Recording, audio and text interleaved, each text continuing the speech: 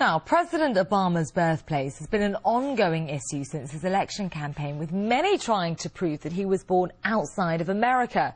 Well, the U.S. Constitution states that only citizens born inside the country can stand for the presidency. Well, despite the publication of Obama's birth certificate proving he was born in Hawaii, the allegations are refusing to go away. Well, to find out why, let's cross live to Alyona Minkowski, who's in our Washington studio for us. Alyona.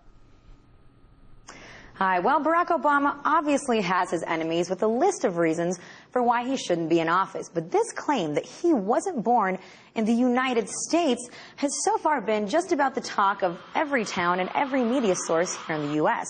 But what's interesting is that it's not a new story. It was also around during the presidential elections and the campaign, and he still won the race. So why is it coming back now with what seems to be a vengeance? Well, RT's contributor Wayne Madsen is saying that the Israeli government has something to do with it. He's saying that Benjamin Netanyahu has been working with conservatives to put increasing pressure on Obama. And he's here with us to talk about it today. Thank you for joining me. Now, first, can you just tell me what are the reasoning? Why would Benjamin Netanyahu have a reason to do this?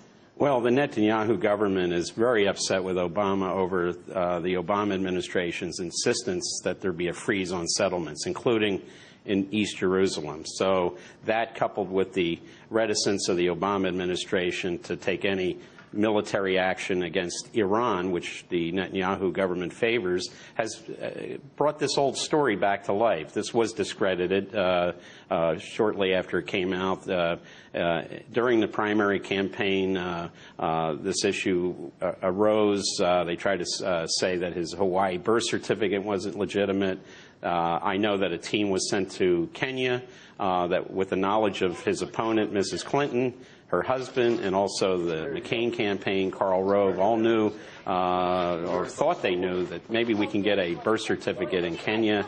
Now we know there was one produced. It was a forgery, and the person who was really pushing that was a woman in California named Orly Tates, who just after this fake birth certificate came out, she pops up in Tel Aviv 2 days later. So she's originally from Moldova, very closely tied to Likud, Netanyahu, and also the foreign minister, who's also a native of Moldova, Avigdor Lieberman. But so how is he really doing this? How are these negotiations or these plans taking place? Well, obviously Netanyahu has a very strong base in the United States through the Israel Public Affairs Committee, through various neoconservative groups, fundamentalist Christian organizations that he's been allied with for years. So it's very easy for him to bring this old canard back about the fake birth certificate. And it looks like he's done that as a way to put political pressure and try to just knock Obama off his high favorability ratings at the present time. You'd think that this story might be exhausted by now. Let's say that it does end up passing. Do you think then Netanyahu will still try to dig up other stories, find other ways to bring Obama down? Is that his goal? Well, I think it is. There is another story out there which he may try to resurrect, and there may be legs to this story, and it has to do with Obama's passport file. There was just charges brought recently against the fifth person at the State Department for rifling through Obama's passport files. Also, they said they rifled through McCain's and Hillary Clinton's. But I think the key is Obama's, because after he graduated from Columbia University, he went to work for a company called Business International Corporation in Manhattan. It was later determined that this company had very close ties to the CIA. In 1981, when Mr. Obama was known as Barry Soetoro and living with his mother and his Indonesian stepfather in Jakarta, he visited Pakistan.